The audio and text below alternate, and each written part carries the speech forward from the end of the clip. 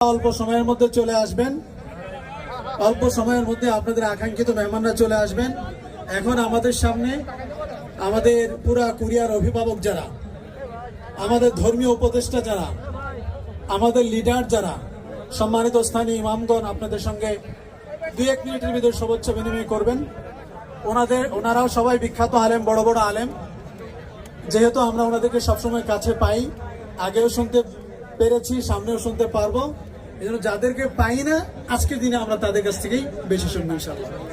তো এই মুহূর্তে আমাদের সামনে অতি সংক্ষিপ্ত নসিহা নিয়ে আসছেন